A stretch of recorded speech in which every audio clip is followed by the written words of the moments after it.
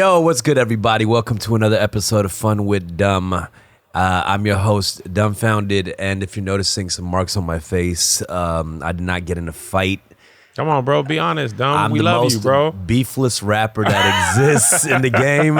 Straight vegan rapper. But I have marks on my face because I recently got a facial. A homegirl took me because it's all about self-care in 2019. Yes.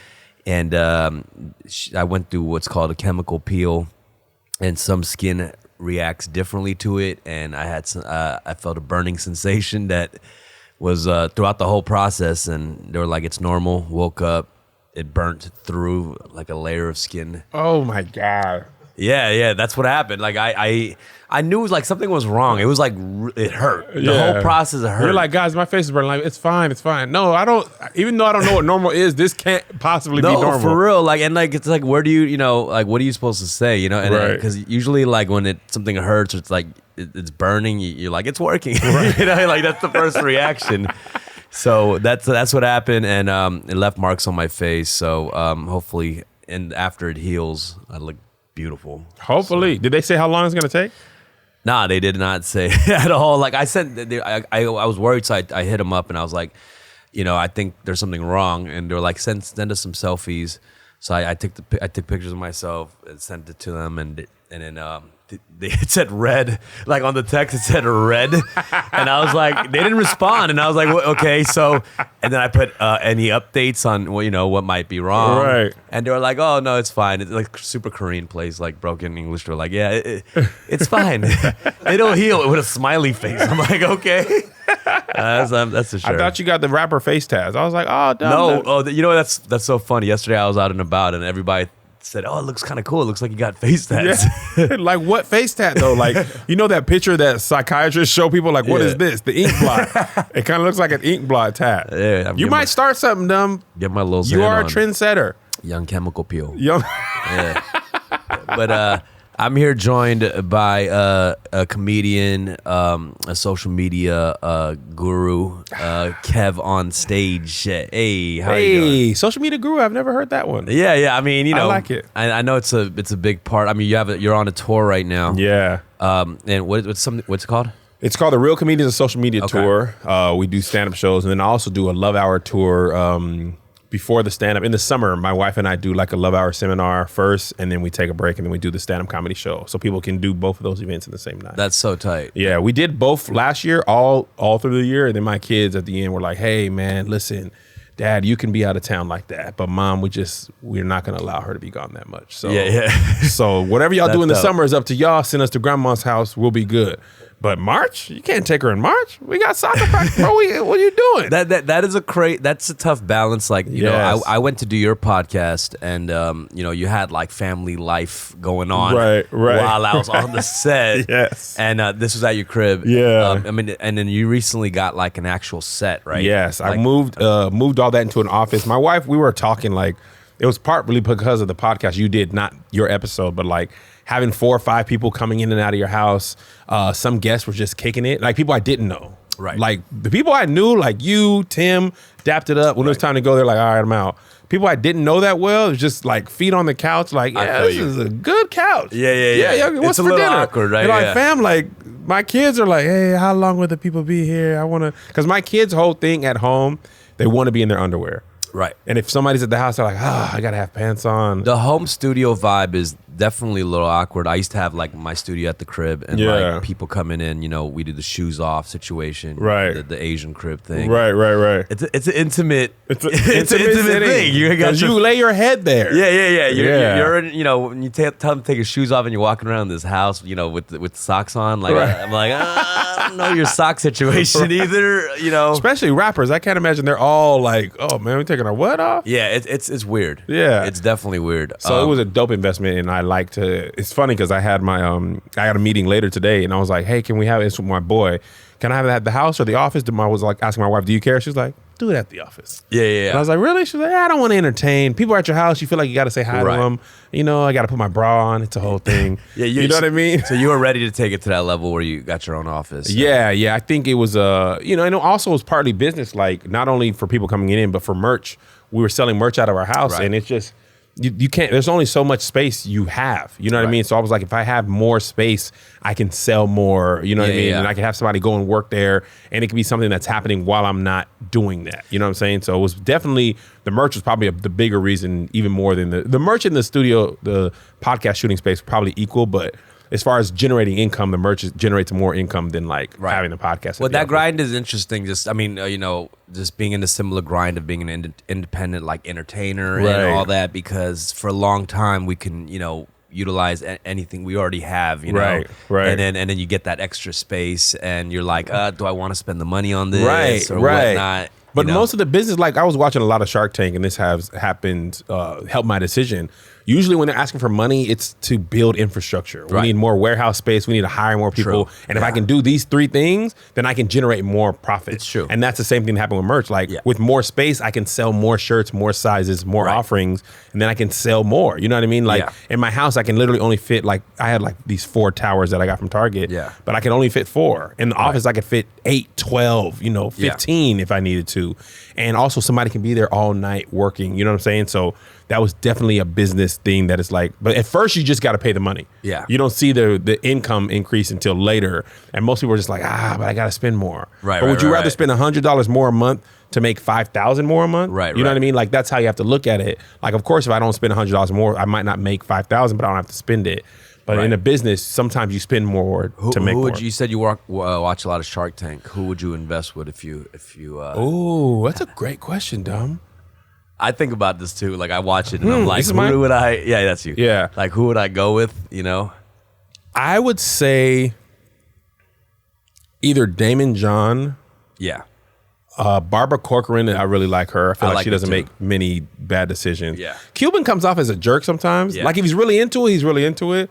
But I'd say Cuban has a lot of resources, but I don't trust how interested he is really in certain things. You know what I mean? It could be like a quantity thing for him. Absolutely. I want to be attached to these cool businesses, and I'm Mark Cuban. Like I like him as a personality on the show, but I think if I were investing, I'd probably go with Damon John or Barbara Corcoran. Okay, yeah. Now, I like Damon a lot. I mean, the whole FUBU story is very inspiring, and I used to wear FUBU like crazy when I was young, but it actually, FUBU became really big. Like it's not really popping right here, but like in Asia, it's like popping right now. Yeah, like if you go to like Korea, there's like FUBU stores, like chain stores. I did not know that. Yeah. I didn't know until I went, and I was like, "Well, there's a FUBU store," and it's like, I want FUBU to come back because when it was around the first time, I was like broke. Right. So I could never stunt. Oh, same, yeah. And now I want to be like, now times have changed. I used to go to like Ross and like find, like you got to find like the pieces. That's where I went, like Burlington Coat Factory. Yeah, they had the little hidden pieces or like some joints that had like the logo a little off-centered. Like it was a capital F on FUBU, and the original logo. I would talk about your tour because it's called The Real Comedians of Social Media. And is the name have to do with a lot of, because a lot of people or real comedians start criticizing people on social media about comedians, and is that something to do with the name as well? Or it isn't shade to other people, but me and Tahir spent like a whole day throwing out the worst tour name ideas. I mean, like we had dad bods of comedy over 30. It was just like we needed something. Like I was like, people would come see. I didn't want to do KevOnStage and Friends because I figured like if I can get it big enough, like I could be off the tour. Right. It could be the Real Comedian Social Media, and somebody else could headline it. So I wanted it to not be something that had my name in it, and I wanted it to be like representative of who we were. So, excuse me, I figured we were all like real comedians before social media. So there's a lot of people, and I'm not personally one of those people who hates on people trying stand-up. Like I'm not a stand-up comedy purist, but at the same time, I did stand-up, Tony and Tahir, we all did stand-up prior to social media, and we used social media to bolster our numbers to help spread our stand-up, but we did it for real. A lot of times people do the opposite. They get big on social media, then they go do stand-up, which, to each his own, but those people often aren't like real comedians where they spent the time. You're often not getting the same show as a seasoned comedian. Like I know a lot of comedians who have no numbers but can like kill. You know what I mean? And know a lot of comedians who can kill but cannot make you laugh on the internet and can't grow. So there's very few who can be like Blade. They can do both. Like me, Tony, and Tahir, we can do both as well. But the bottom line is we really just needed a brandable name to say this is the name of the tour. Like, I mean, yeah, because you guys are utilize social media heavily, so it made sense. You know where we got it from?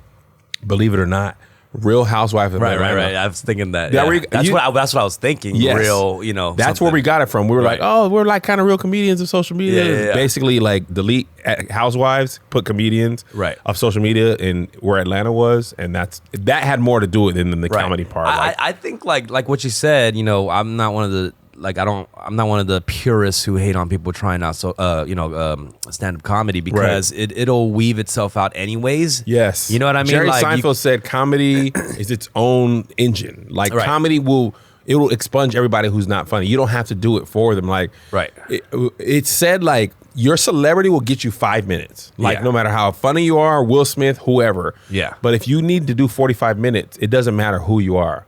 Right. By minute 6, all right, fam, like make me laugh. And it ain't, I don't care if I saw the Fresh Prince. I don't care how funny you are on Instagram. Like, tell me a joke. Tell me a story. I mean, it's the same on the social media side. There's people who are so not funny on social media. Yeah. It's like you have this era where everyone's trying out, like comedy through social media. Yep. And it's like, even with the edits and stuff, it sucks. Like, I'm like, this is a wow factor kind of thing. Absolutely. They're doing some crazy shit or saying some crazy stuff. And it's like, I don't know. It's really. But even those people, kind of like music, they find their fans. Right. Like, and it's like, I would never listen to that. I'd never go to this person's concert. But like, this is maybe a little shade. Amy Schumer, for example. Right. Professional comedian. I have personally never laughed at her stand-up material. Never. And I'm not like Amy. Like, I've watched it and I tried. And she's not the only one. There's a lot of people who are just like, no, I don't like. It's interesting with stand-up comedy because, like, it has to really grab you like the first 5-10 minutes. You know what I mean? Or you switch it off. Exactly. And it's hard to get somebody back that you, if I've decided you're not funny, right? Even if you make me laugh, I'm like, nope, that's still not funny. But if I kill you in the first 10 minutes, then I'll be like, oh, I like that a lot. But what I was going to say about Amy Schumer is there's people who think she's hilarious. Right. And she doesn't need my approval she's to like, rock. one of the biggest. Yes. And it's a perfect example of like, I think a lot of times as creators, we think everybody needs to like us. Right. And it's the opposite. Oh, yeah. The people who like you just really need to rock with you.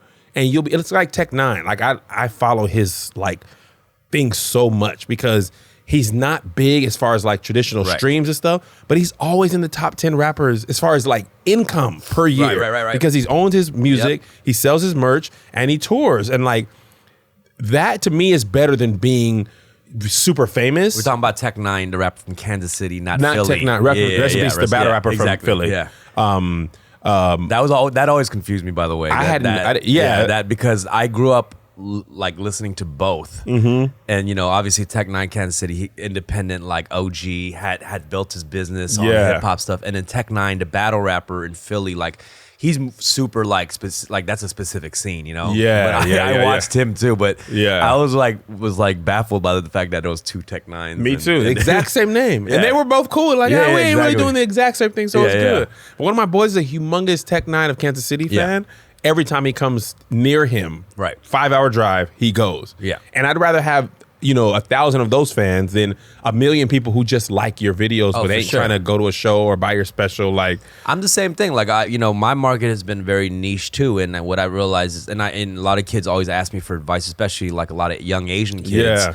And I tell them, like, they a lot of them think it's like it's getting hopeless for them, and it's like they're like depressed, like, yo, I'm not popping. I'm like, yo, there is a market for everybody, and what you do, what you sound like, you can't be chasing a wave, you know what I mean? Because at that point it's already too late. Yeah, because then you're trying to do everything. Like we were just talking before you came, Lil Nas X, I felt like somebody's father. Old Town Road. Yeah, like, so his whole thing, I hadn't heard of him. Yeah, you know what I mean? Because I used to work at ADD, and the young kids there kept me abreast of all the new music. But now that I'm back home, it's just like I'm back to not knowing DJ Premier at the crib or what's going on. If I don't already know about you, it's hard for me to find out. Yeah. We were just talking about like he mixed country and trap perfectly, right? It was dope. I liked the song. I liked it a lot. Like, but you wouldn't know that could be done until you do it. But in the rap game, if that becomes something, rappers would be like, okay, this is the wave. Let's do that now. And like the same way Migos raps, so the da-da-da-da-da-da-da. After they did that and found success, everybody else was doing it. And remember when Drake was doing the whole like last name ever, first name greatest, like all these rappers started doing that. But it's like people like Jay-Z, like I've rapped the same way for my whole life. Like my lyrical content has changed. Yeah. And that's why I like 444 so much, because I was like, yes, rappers talk about life, like not like, we know rap, you're rich. right? Yes, I don't want to hear Jay-Z say I'm rich. I used to sell. Oh, we know that part. Well, you think I was actually curious about this too, because 444 was like definitely a grown adult album. Yeah. But you think there's gonna be more hip hop where it caters to an older audience? I think so. I don't even think it's necessarily an older audience, but I think like, have you listened to Offset's new album? Yeah, where he was talking about he missed his dad and like, banging in this and that. I think rappers are finding that people connect with the person as opposed to the like allure. Right. Like I feel like rappers back in the day, a lot of hip hop, it was like wrestlers. Like Hulk Hogan is a character. He's the American. Then you have the Iraqi guy who, you know what I mean? Like it was very like caricature of these people. And now like wrestlers be having their own YouTube channels and stuff. Like they be out of character more than they be in character. And people are just as entertained. So I think authenticity is winning more than like creating stories and narratives and things like that.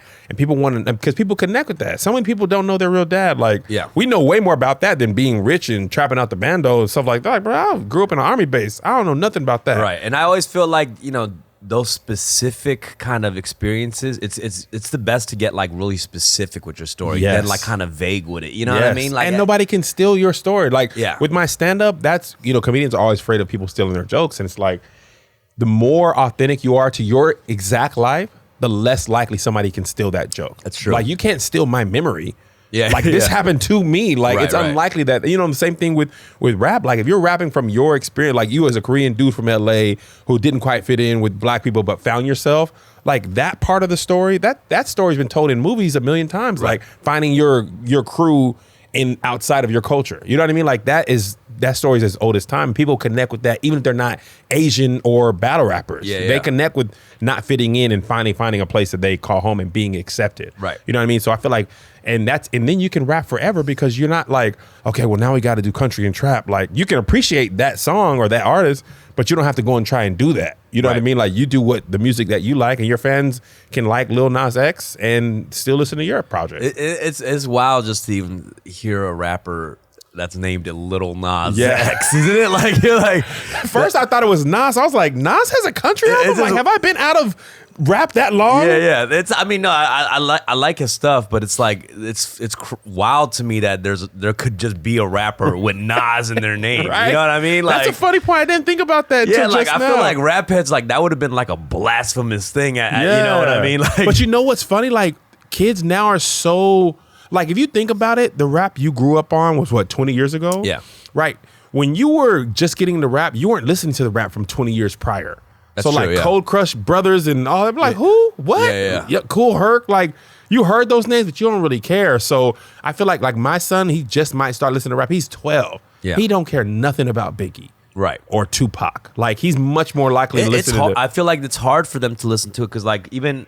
I've hung out with some younger like cats in their early 20s and stuff, and they can't even watch like an old movie because they think it looks old, like too old. Like I turn on like Matrix and they'll be like, "What is this goofy stuff?" Like, no, real talk, they can't watch it. Like just. It just and in the way I guess it's cut and the movie's moving, like it just they can't stick with it. My boy was like, "Yo, you should watch Blazing Saddles. It's one of the best comedies of all time." I turned it on. I was just like, "Nah."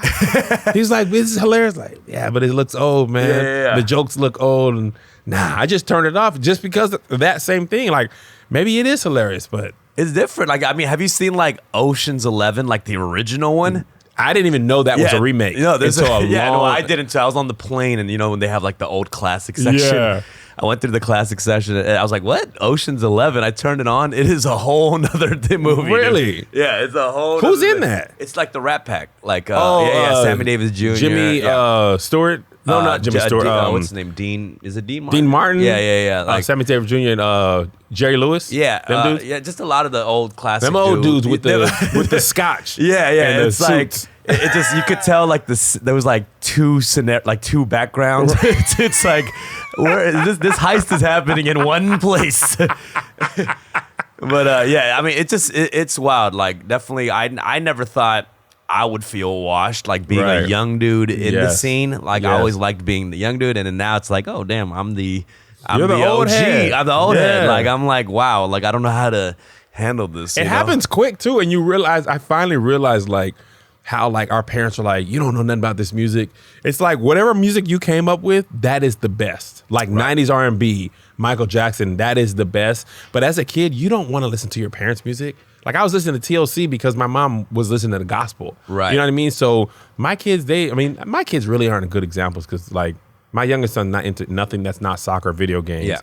And my older son is not into music at all. But he's really into movies and creative stuff. Well, I mean, that could, you know, how old's your oldest? 12. Okay, yeah. Like, I feel like the music stuff kind of starts happening like now, like, you know, 13, 14, yeah, you know. Yeah. Around high school, you start having your own taste in music. Yeah. Because I was like, one summer he came home from Atlanta and it was like a lot of, he was hanging with his Atlanta cousins. It was all 21 Savage, Migos reference. He came home, he was like 17, 38. I was like, whoa, what happened this summer? He's like, man, I don't know. I was trapping in zone 6. Goes back, he had a grill on. Like, he was like, yo, what's good? We were just watching Lord of the Rings. Like, who are you? Like, I don't know, man. Yeah. But yeah, it's funny how like so much of your musical influences is your friends. Right. Like your friends saying, this is dope. Have you heard this? That heavily influences his, like anyone, you know what I mean? Like your older siblings too, that's who decides what's cool for a lot of young kids. I recently did like a panel this past weekend, like an Asian Americans in entertainment panel. And it was interesting because like, you know, I'm in my early 30s, but like, I'm like an OG in like Asian American music. You know what I mean? Which is weird because obviously the history is a little newer for us, like in entertainment in America. Yeah. And we're talking about these different things. Like in the black community, there's a lot of like tough love, right? Like where you get booed off stage, like Apollo open mics and things like that. And I kind of was like, I was like going off about like, we need that in our community, you know? Right. You know, it's like, I feel like that because there's a lot of elements of like Crazy Rich Asians. Like you came in and that kind of changed the game, but it's like it's not like a crazy movie. You know what I mean? No. It's like it's like an all Asian cast, so that's great. Yeah, but it generally the story and stuff. It's like more like a rom-com. You know? Yeah, absolutely. So the story had been told before. The cast and the background were really new. Yeah, so we're talking about that, and it was like it's difficult because you have like a community that's excited, and then when you hear things like that, it sounds like hating. You know what I mean? Yeah, that happens with the black community all the time. Oh, like it's like Black Panther was the same thing. Like as far as like a superhero story or like a coming of age story, like the Black Panther storyline, there's very little that was brand spanking new. You know what I mean? Like, is that how you felt? Yeah, I mean, well, no. Like at first I was stupid hype. Like, you know what I mean? But a couple black people were like, man, it ain't all that. I mean, it is all that because I fire on you. It's the best ever. Yeah. But when you really break it down, like, and I think what it really was, it was a representation was so exciting. Yeah. The story, like, I like the actors and stuff, but like, you know, Michael B. Jordan as a villain, like, that's nothing. There was nothing groundbreaking there. Right. It was just with people that looked like us for the first time, like a lot. You know what I mean? Like, it's hard to criticize a movement. What? Yeah, like what? That movie's perfect, and Bill Street could talk perfect. Those are Crazy Rich Asians too. Like I couldn't come out and say anything about that. No, shit. Like, that's I might get backlash for this, right? I was watching David So. I think it might have been David So, and he was just like, you know, and people were like, "No, it's the best thing ever." Yeah, David's very opinionated too. So they give us another one if you talk like this? You know what I mean? Yeah. That's how I feel.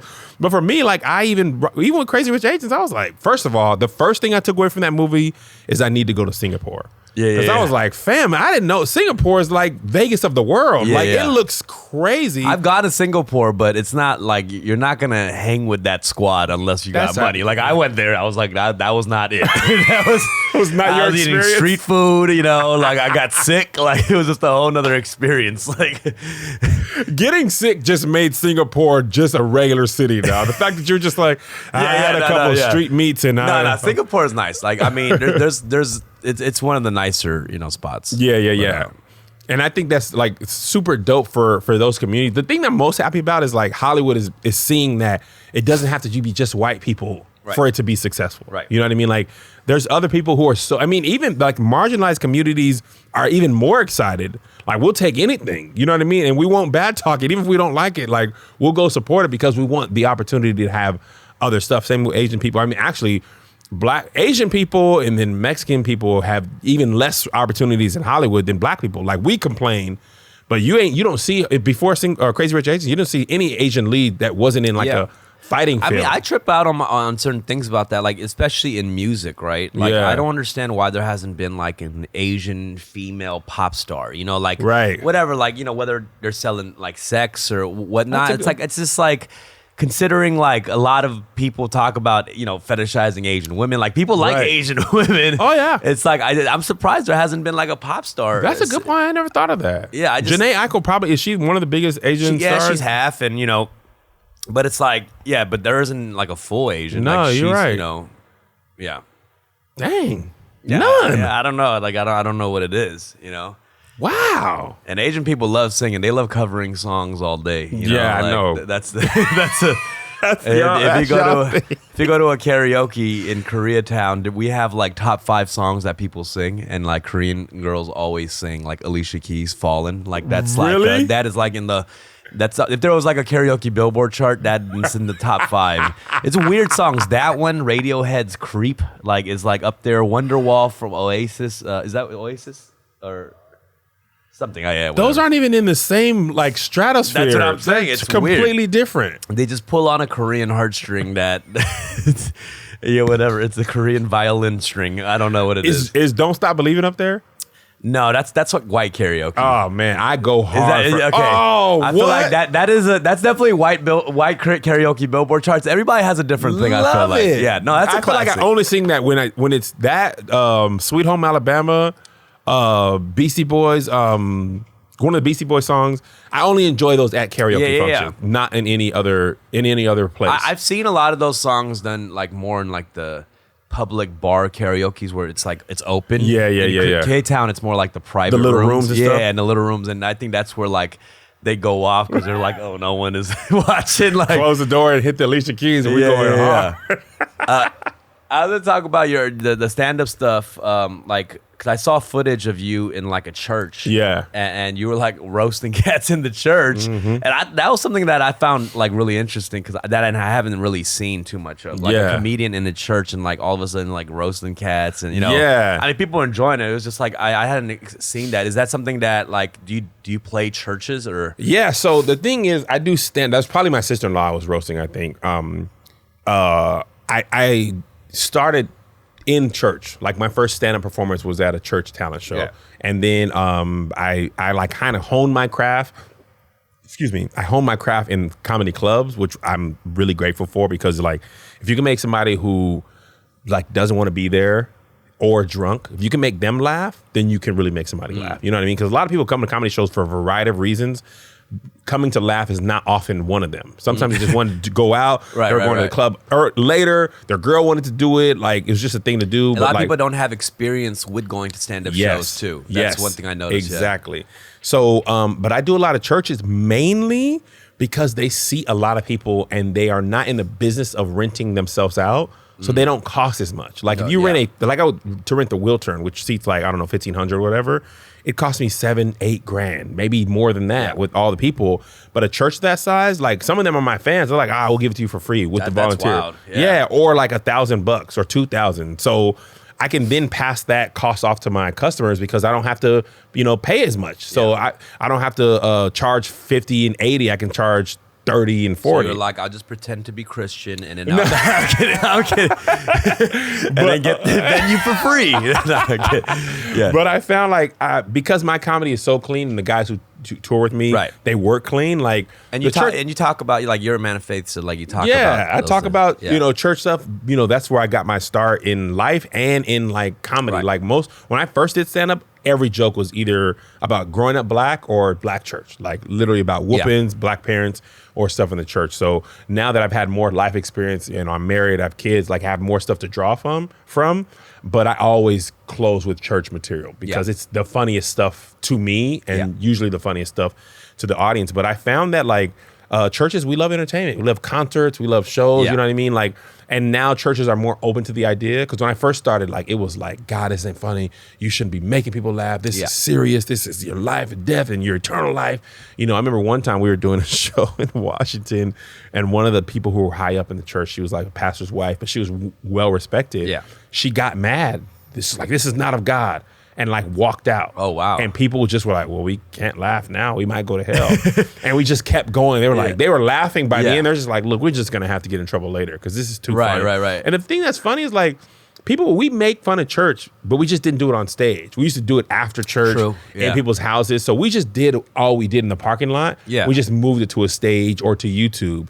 And that difference like pissed a lot of people off. It was like, fam, this is like a inside baseball thing. We don't put our flaws out in front of the world. I thought it was great, and it was something that like I hadn't really seen too much of. Where you're doing like pretending to be a pastor, and roasting at the same time. But it was like it didn't feel like out of pocket. You know what I mean? Well, I'm not like, it's like, like you're an Asian person. There's some inside Asian jokes that only other Asians are going to get. Like Asian parents, like that. You have to be familiar with the culture of it if you're going to make fun of it. Exactly. Because I mean, even with battle rap, like the one thing I did well in was that like I'm in tune with the culture more than being able to rhyme words. Yeah. It's like I understand Latino culture, black culture, white culture. When you see a battle rapper who's like, who's attacking somebody and it sounds super racist, you could just tell he's not approaching it the right way, or he's you can tell this person's background and experience in certain cultures. You know? Like I remember, like when Russell Peters, when he has a lot of sets where he's so specific to the different types of Asians, breaking down Vietnamese, Chinese, Korean. You could tell that dude like grew up with every type of Asian. And he knows what he's talking about. Yeah, exactly. And that gives you a pass. Like when people make fun of the black church and they don't know what they're talking about, they usually say the pastor's stealing money. Yeah. Like that's the first thing they say. And that is so far from the truth for most people. Right. Like most pastors are broke or working a regular job. Like what's more likely to happen is the pastor spending all his money on the church than stealing. Right. But if you don't grow up in the church, you only hear the headlines of the 4 or 5 pastors who steal money. The mega churches or who cheat on their wife or whatever the case is. But that's not the average. Most churches are like, this is a crazy stat. Most black churches or most churches in America have less than 40 members. So that's nobody's getting rich off of 40 people. But the people that make the news are the 4 or 5 people who have the humongous churches in the humongous cities. But that's just not the average thing. So we made fun of the stuff that if you grew up in black church or, church in general, you get that stuff. Like you didn't realize it was, you knew it was funny at the time, but not like how funny that really is. It's so abnormal to regular life. Like nobody goes on a Sunday. Most people chill on Sundays. Yeah. We spent 10, 12 hours in a place every Sunday and didn't even think nothing was wrong with it. You know what I mean? So I'm just speaking to those people. And that ain't even my kids' life anymore. Like people don't even have church that much now. Yeah. So, and plus, since I travel so much, we don't even go as much as I did as a kid. Like, right.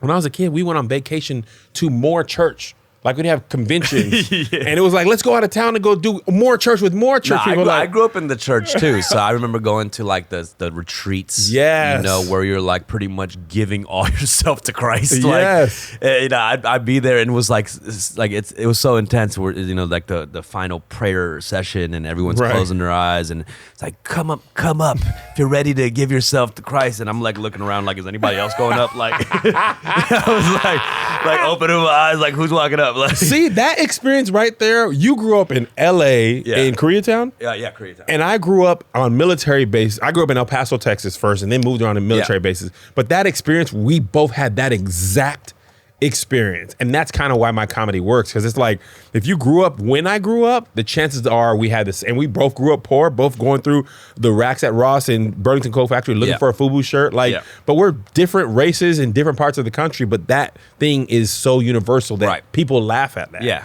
You know what I mean? So and that's the same thing we're talking about, that specificity, you know what I mean, about our experiences. Like someone were able to relate to it, whether it's an Asian household, a black household, or whatever. And you think that, like, when you're growing through it, you think that's just you. Like, I did a video a couple weeks ago about, like, drinking water. I saw this meme was, like, drinking water out of the side of the hose on the house, right? And you think that's just you and your friends. Yeah. And I made a video about that, and it got like millions of views. Yeah, it's like everybody in the 80s and 90s was drinking water out of the side of the hose in the house. Like, that's not universal to me. We couldn't come in the house. Like, we had to go outside and play. Don't come back till it's dark. Yeah. So how do you eat or drink? Well, that's the only water. We didn't have no money. We had no nothing.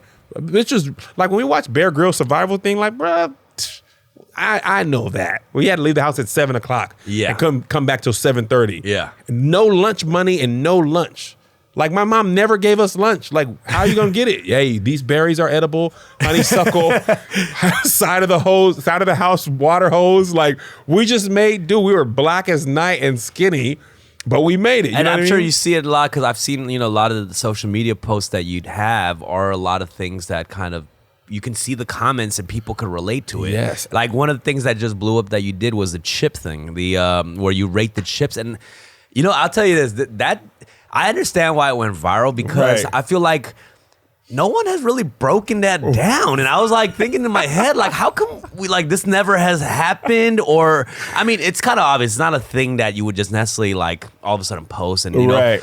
But it was so cool that like you just saw a snack pack thing and you were like ranking it. Yes. And because in my head, like I remember growing up on it and like it was always Fritos left at the end of the thing, and that's how I started it, because I came in the green room, there's a full box. Right.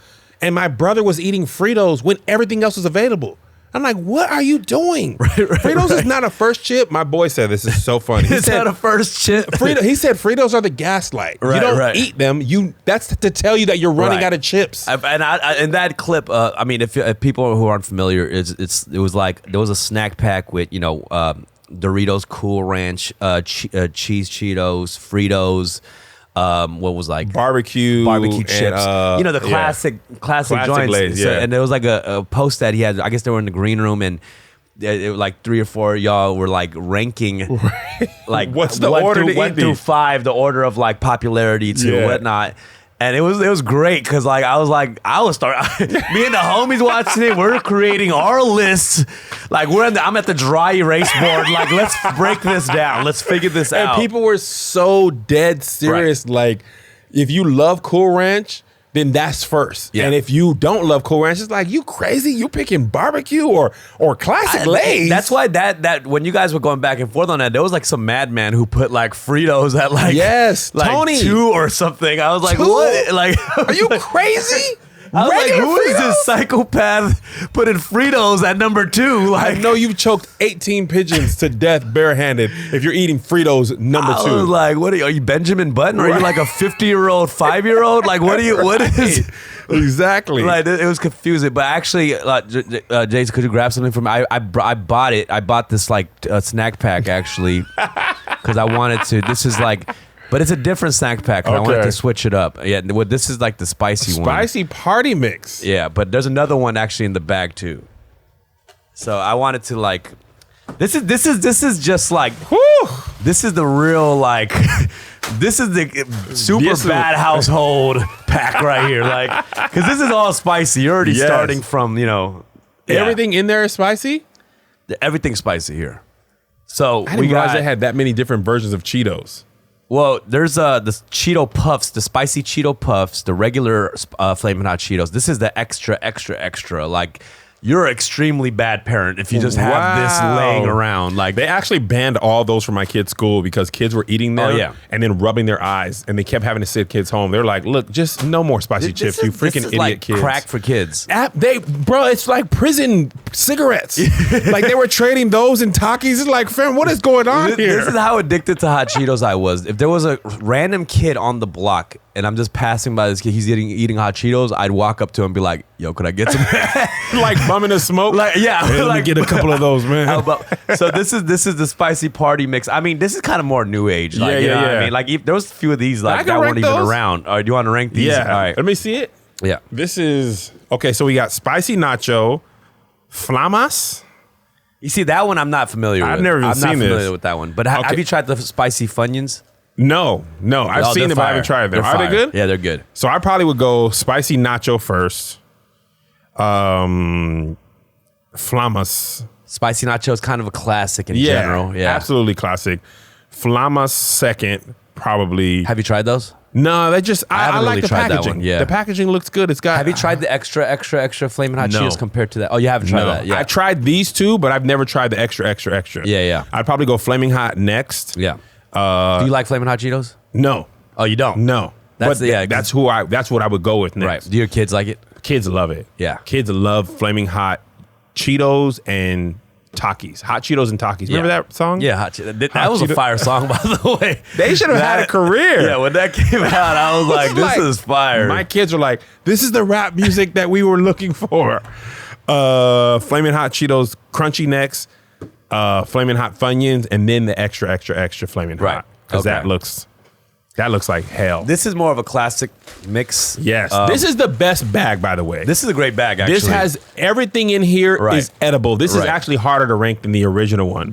I think so. But I'm glad y'all ranked actually the original one because that is the classic. Yes. You got to rank that. That was one. the first one that came out. Yeah, Absolutely. I couldn't even find that mix actually when I went to the market right now. Really? Like I was like, this is like classic because These sell way more. Okay, so this is actually a difficult one because you have even the Fritos is like The chili cheese Fritos, which is fire. They hit on a different level. Yeah, so we have right here, we have the sour cream and onion, which is classic, barbecue Lay's, Cheetos, chili cheese Fritos, the Cool Ranch, and nacho cheese. This is a pretty hard one, This actually. is much harder. I would go.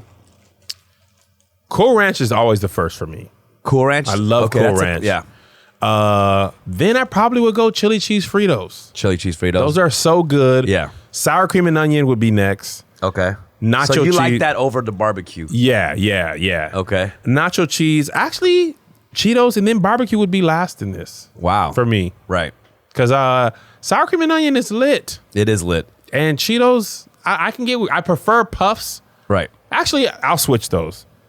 If those were puffs, it'd be 5 and 6. Yeah. But crunchy of this thing is last. I feel like the Cheetos has the cheese ones have lost a lot of popularity over the years. Yes, they have. There's so many different versions of Cheetos now Yeah. that like original Cheetos Right. are like, we started this. Right, And y'all right. forgot about us. Yeah. And y'all wouldn't even be here if it wasn't for us. Yeah, kids Like, all right, will man. look at like cheese Cheetos like it's washed. Like they won't even look at it. Like Because there's so many different versions. yeah. Yeah, what's Okay. yours? I damn, this one's actually pretty hard if I do look at it. But I think barbecue would be last in my I'm list. okay with that. Just because barbecue's a classic. Yes. You know, but it doesn't excite me. You know? No, it's just like, oh, they got barbecue chips. All right. Right. I ain't exactly. mad. I ain't exactly excited, but I ain't mad. Yeah, I don't usually see people choosing barbecue first. You know, the first thing I would probably go was either Cool Ranch or I think Cool Ranch would be number one to be honest. My kind of guy. I think Cheetos maybe second, and then chili cheese Fritos third, Yeah. or tie for third sour cream and onion, and then nacho cheese and barbecue probably last. I'm okay with that. Yeah, it's I'm okay classic. with that list, dumb. Okay, cool. That doesn't upset me at all. Like, have you become like the authority of the list? Like, Well, that's the thing. Like, I think this might have helped the virality. Nobody had the exact same ranking. So many people had different opinions. Like, it was either you have Doritos up front or Fritos up front, and that upset people. But I haven't yet become the ranking guy, but I would do it. Yeah. Like, we were doing this thing on our podcast called One Gotta Go, which is kind of like the inverse of that. You pick like 4 things or 6 things, and like one of those goes forever. So like, it's been taken off really well. Yeah, Like, and it's just a thing that's been on the internet Yeah, right. forever. It's very Like, internet, yeah. We did not create that. Yeah, I don't yeah. even proclaim to create that. Like, we just started doing the talking Yeah. version of it because people just would post it and yell in the comments. And I was in a show in Alabama last weekend, and I'm coming to the hotel, and the lady at the front desk, I'd never seen her before. She's working there. She's like, Kev. And I'm like, huh? Like, this is after the show. It's like midnight. Yeah. I'm like, huh? She's like, Morgan Freeman gotta go. How you gonna kick out Denzel? Right, and I was right. like, what? Yeah, Like, yeah. It was such a random thing to be yelled at by a stranger. And then she's like, well, I love what y'all doing though, but No, you can't keep Morgan Freeman. You keep Denzel. yeah, I mean, the series like that is great because it's like a thread, right? It's Yeah. like people can engage and Yes. there's interaction. Like battle rap, like no one judges those anymore. Really? It's Yeah. just in the comments. Yeah, because 3-0 bodied him. Yeah, it's because people. I think they stopped judging it because first of all, it is kind of a hard thing to judge. Yeah. It's like preference of like you know, Absolutely. who connects with you. But I think they did want more of like engagement where Yeah. people are like arguing and Arguing in the comments. Yeah. And that's the thing, like, and that's the thing about the chip thing. Like, whether you agreed with my list or his list, you had something to say. Yeah. And I found like relatability and conversation is better than like the status quo. Like if people don't engage with your content enough to comment, then your chances of having success are relatively small. And I found most of my videos that go viral aren't even me trying to be funny. It's just relatable. That chip thing was relatable. like, you know what I mean? It's not that like, wasn't your classic, like bring up a clip and you're commenting on it. It was literally just... It's literally, I really only pulled my phone out because I hadn't posted anything on my Instagram stories. And I'm like, oh, this will be fun. But then it ended up being 2 minutes long. And I was like, well, that's kind of too long for stories. So and I hadn't made a video that day. That's so crazy. Just seeing that clip, it was obviously just a natural thing where you guys just in the green room or whatever. But I was like... It was just so funny and relatable. And the crazy thing, hell. though, like we're negotiating with Fritos for brand deals. Are you serious? Yes. Oh man, that's for stuff amazing. that's like with Frito-Lay, like they were like so impressed with the amount of like engagement. They were just that like, Chips don't shit on our classic. Well, even that's the thing. They didn't even care because they own all of them. They own them all. Oh yeah. So obviously, in order to get the other 5, you're gonna get these Fritos. Whether you eat them or not, that's up to you. But you're gonna buy them. We're trying to revamp the Frito. We need you to make Fritos cool again. I would totally do it.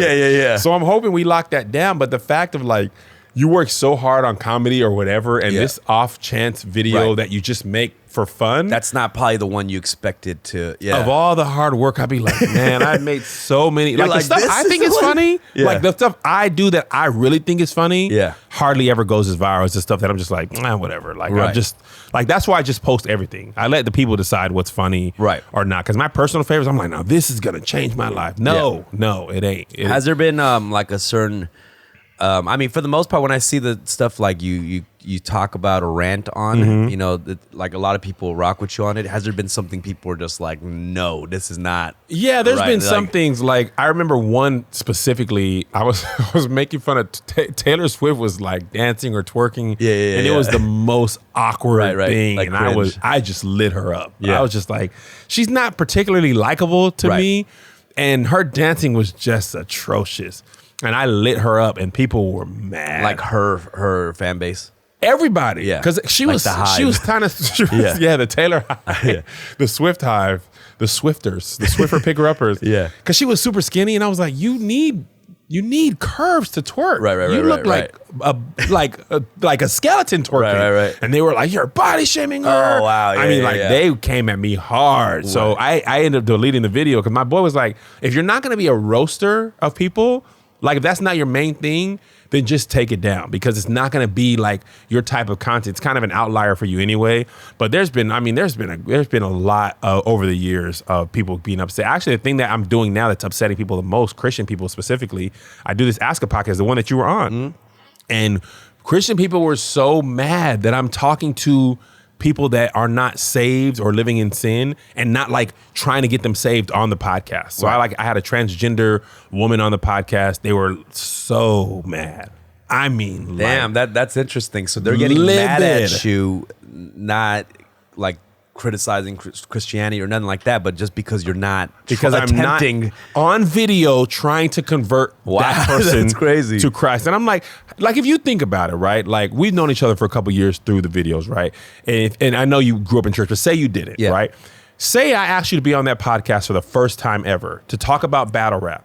And I'm like, but are you saved? Do you know Jesus? How often do you go to church? Do you want to pray right now? Like, what are the chances of success that in your first conversation that would happen? That's hardly ever going to be successful. Like, I was talking to Tim about this. Like, I've known Tim for years, like chopping up with him all the time. Like, no, he's, his girlfriend, they're having premarital sex. Like, I never say nothing about that, but we just dapping it up, chopping it up. Like, and what's happened a lot in my life, people have hit me on the side like, yo, could you pray for me? I know you're a Christian, stuff like that. But since nobody sees that, people assume that I'm not like a Christian to their liking. Well, also, it's like, to me, it's like, if you have fans and you know how to reach people, like, leave the marketing of Christianity to me. You know what I'm saying? It's like, I feel like I feel like there's things in the marketing that Christianity can rebrand. I'm like, isn't a megaphone on the corner really the best way to get people on board with this? You know what I mean? I'm like, just yelling at me. You're going to hell. It's probably not the best marketing tool. You might need a little PR publicist absolutely on board with that. And Jesus' whole thing was love. Right, Like that was his right. whole thing. And people, we don't want that. Like I realized that with that show, people don't want love. They want you to listen to my way. Right. And they don't want you to be like, hey man, I understand. Like if you were to try to convert somebody, you would first have to have a relationship with them, because you can't talk about people's eternal life if you don't even know their regular life. Like I feel like it's part. interesting with like Christian rap, right? Because I have a friend who, came up really, calling himself a Christian rapper. And it's like, I feel like and he kind of struggled with it for a long time, because he was like, I told him, I was like, bro, I don't think you need to call yourself a Christian rapper. Like you should just a rapper. You should be a rapper, and you can still, tell your story. But I feel like already, if you call yourself a Christian rapper, it already turning certain people off. Yes. You know what I mean? Like absolutely. I feel like I think you should only talk about Christianity related stuff. Exactly. In your lyric. And that's the same thing with me. Like people are like, are you a Christian comedian? And I'm like, I'm a comedian who's also Christian. The same way I could play in the NBA. I'm not a Christian NBA player. Right. Like I play in the NBA, but I'm also a Christian. There's a lot of people who are like that. Like that's Christian is not a job title. Right. And if you want to spread your message, like I don't think that's the best way to get them too. It's through your life. Yeah. Your life is your best marketing. Like people see me with my wife. I don't cheat on her. I respect her. Raising my kids. That's more of a broadcasting of Christianity than talking to this transgender woman and telling her that she's wrong. Right. And she needs to go back to her original sex. Right. Like, you know what I mean? So it was like you just asking her questions. Just asking her question, trying to understand and that's really the premise of the whole show. Like, what's your thought process? How did you get here? What can people learn? It's funny, like in that show, she taught me and Jay, the other host, that pronouns are very important in transgender community. You already knew this? Yeah. Okay, so like if you guys don't know, like people will say like she and her are my pronouns, right? Or me or he, him, or whatever, right? So I didn't know that before then. So it's funny that when I was on set a couple weeks ago, and there was a non-binary person on set that we were working with, and the director was like, hey Kev, I don't know if you are familiar, but the person we're working with is non-binary, and their pronouns are they. Are you familiar with like pronouns and their importance? And I was like, yes. Yeah. Thankfully, because of that episode, Right. like 2 months ago, Right. I was able to understand the importance of that and how that makes people feel safe. And we had a great episode. And I was like, whether people are upset or not, like in LA, like, and that's the other thing. LA is not like most cities. Right. Like it's very progressive. Like, and a lot of people in America ain't rocking with none of that. Right. Like you live in like middle America, rural Georgia. Right. It ain't none of that. He, her pronouns. No, it's men, women. Right. Like, and they also never come in contact with people like that. So it's easy to be upset with someone you never have to interact with. But when you have to work with them, like literally that day I was on set, that was my scene partner for like 6 hours. So I didn't have, that's my job. That's how I feed my kids, is getting along with this person. So luckily I had that one interaction with this podcast. So I understand the importance of that. And for me, I can be a better Christian because now, and the funny thing about the person on that set, she grew up in the black church, or they grew up in the black church. That part's still kind of hard. They grew up in the black church, and their mom is a pastor, like currently.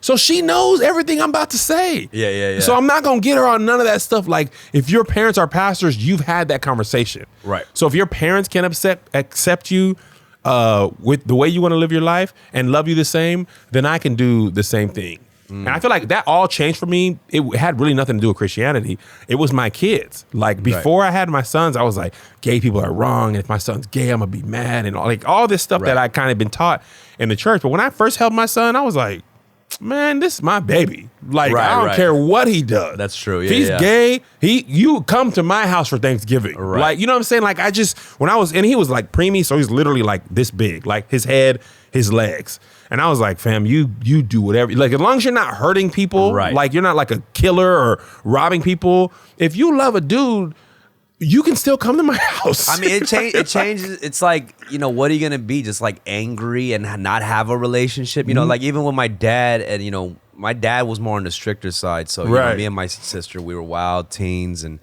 getting blasted with tattoos. Like my sister is tatted up from like neck down. Really? You know what I mean? And like, he was like mad about that, but after she gets to a certain age, it's like you're just gonna be mad. What are you gonna be mad for the rest of They're permanent. Yeah, it's a wrap. Like it's not. There's no going back on this. Like you can't even get that removed at this point. Like, so did your dad just be like one day like, Forget it. Yeah, we don't care. You know what I mean? It's like, we're all grown now, and when we didn't end up in jail. Absolutely. It's like that's good enough. Yeah, that's exactly. a great start for a parent. Like, I think it's funny because I played basketball my whole life, and I was like, man, I'm gonna help my kids. They gonna hoop and this and that. Right. Man, my oldest son was so trash. I mean, he was physically gifted as far as like speed. Right. But it's like coordination. You had a slight disappointment. Man, like, his team used to get blown out 60-3. They would turn the scoreboard off. Oh my God. And he would be so fast he could run and steal the ball from you, but then he would just dribble it out of bounds every time. Funny to be like, yeah, my son is just trash. He was awful, but he's super creative. Yeah. Like he creates stop motion videos. He writes movie scripts. He creates characters online and then orders them. Like, so I'm like, let's focus your energy on what you like. Like, he was playing basketball because I put him in there. Like, he never really wanted to play. So I'm like, but growing up, I was like, you need to play sports because that's how we grew up. But I'm like, man, this dude is creative. First of all, much safer than like playing football and stuff. And you can make money earlier. But outside of all that, if my boy likes to create, let him do that. Right. I'm not going to force you into. But I did tell him, you going to do something. So if you don't play sports, you going to do something. Right. Piano, create your stuff. But you're not going to be at the house just chilling. You know what I mean? My younger son's amazing at soccer. Doesn't play basketball. So I'm like, I had to learn soccer rules and offsides and stuff. And it was like, man, there's a lot of stuff that goes into soccer. You know what I'm saying? But because there's like a lot of, there's certain things in every community, like the black community is like basketball. Like we have, Asians have like piano lessons and shit. Like that's just like, that's a thing we do. Like for some Piano, reason, violin. I'm just like, I can play. Like, it's like, what? Like, But it's like for us, I don't know. Violin doesn't really seem like a thing that's gonna really do anything for us in the future. You're gonna play in the symphony, like there's not much opportunity for growth in the violin industry. Yeah, exactly. At least basketball, there's a court on every corner. Ain't nobody having no pickup violin games. You can't even play that in your apartment. Like, you're gonna have neighbors complain. It's a loud instrument. Like, it's really loud. You can't put that through the headphones. Yeah, even my dad, like, after we got older, it was like, yo, Dad, that was like, we don't know why we pushed you towards that one. That's not. I love parents admitting mistakes. Yeah. They're just like, man, I actually have no idea. We kind of wasted a lot of your life doing that, and that's my bad. That's me, man. I think there's funny things. Like, I was just thinking about this. There's things that conflict with like morals and also I don't know, like a cultural thing. Like, example is, like, I remember when I was a teenager, I was like smoking weed in my room and I was smoking out of a bong, and it was like a nice bong. Yeah. So I'm smoking this bong. I'm and I thought my mom had gone to work. She comes in and she catches me like holding this bong, like smoke coming out of it. And I can't, like, I'm not trying to hide. Like, I'm just like, I'm sorry, blah, blah. My mom grabs the bong and she's about to smash it. And I'm like, I stop her. I'm like, Mom, that's a really expensive bong. She just puts it down. She doesn't break it. Like, I was like, this is the most Asian, like, mom moment I've ever experienced. Like, she knows you're not supposed to be doing drugs, but I'm also not finna waste this money. Exactly. And I didn't even buy it, but I just cannot waste money. It's just against my corporate. It was a vase. It was a vase in the house. It was There's a different kind of weed in there. Yeah, exactly. It was just funny. I always think about that moment. I always talk to my mom about it. That's hilarious. Like, it's what? $200? Like, don't do this again. And what? Should we sell these? Is there a business for this?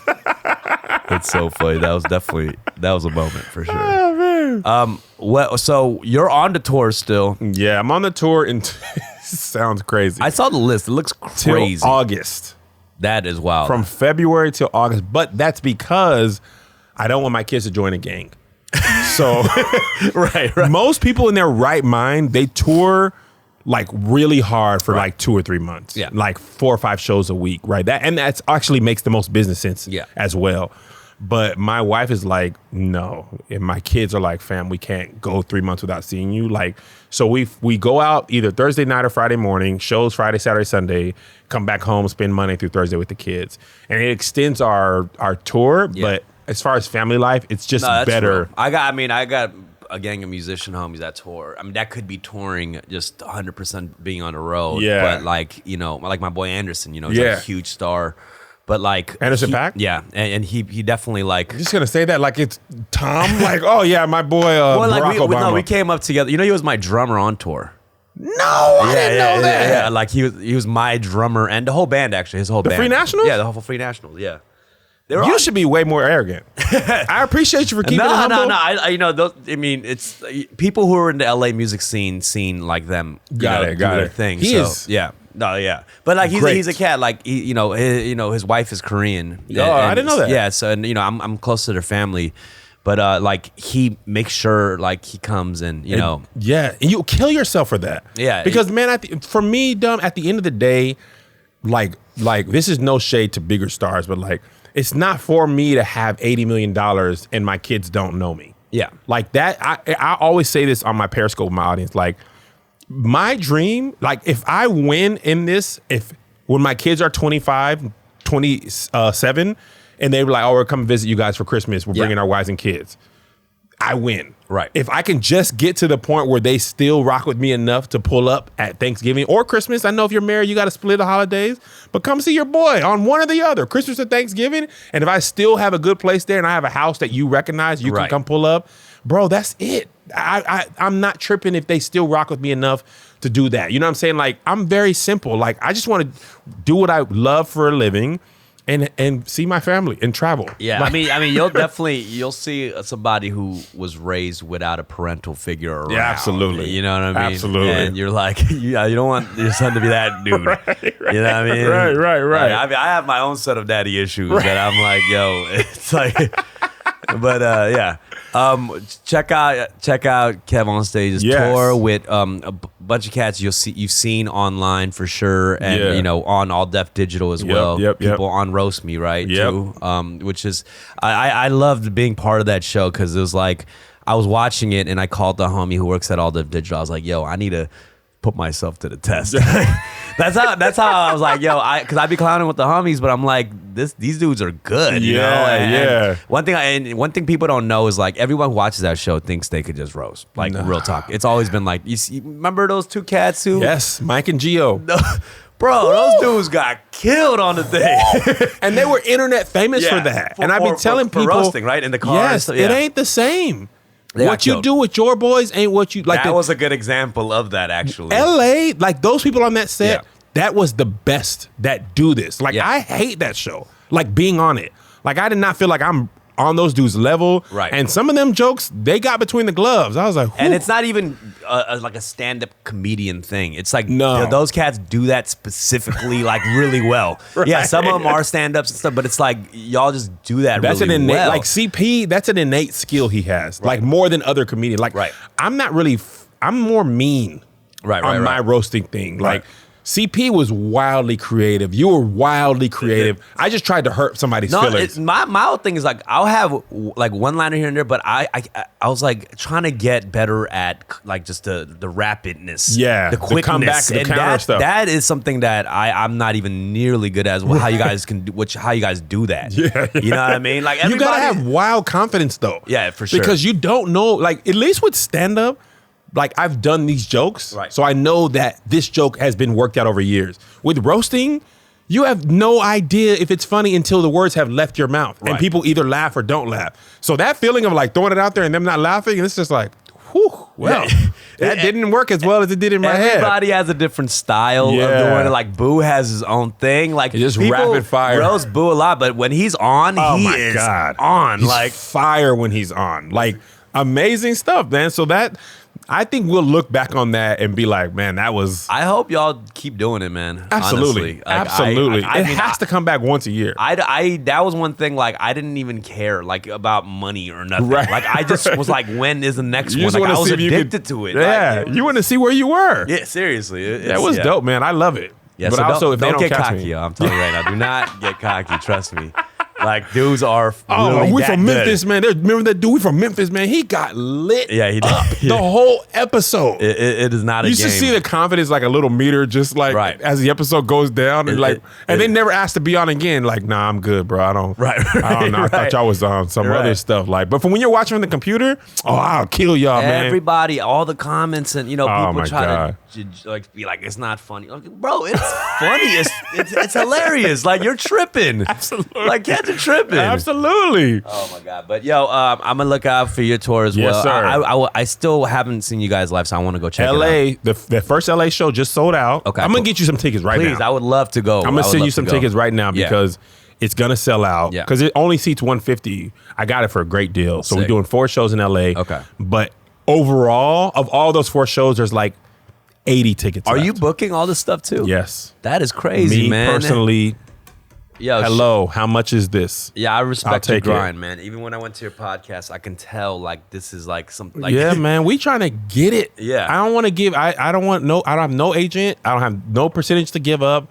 I'd rather make it all work crazy and then reinvest it than give it away. That's what's and up. you ain't like if you beat me out of a bad deal, that's my fault. Right. But if I hire somebody and they get a bad deal, now we got a big problem. Right. You know what I'm saying? So, and I'm not even the best negotiator. My wife and brother are often quite upset at It's me. a family business. It's a family business, man. We got to. That's one thing the black community loves about the Asian community. Yeah. You talk about supporting our own. Asian Right. people be like, bro, I don't care who the president is. Oh, yeah, we yeah. good over Oh, here. yeah, yeah. None of that stuff affects nobody. As long as you don't come messing with our neighborhood. That's why there's a lot of Asian homeless. If we see one dude on the floor, we're like, nope, you're getting up. Nope, we're not.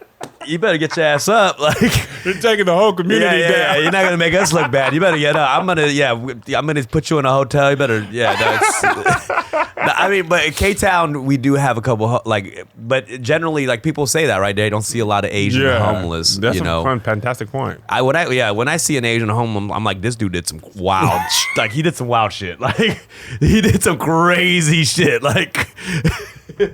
If you're Asian and homeless, a lot of people have given up on you. Do not get near an Asian homeless person. I'm telling you right now. He did something extremely wild. He got warrants. Yeah, like I got disowned for like just failing a test. You know what I mean? But if whatever he did some wild shit. Like he did some wild shit.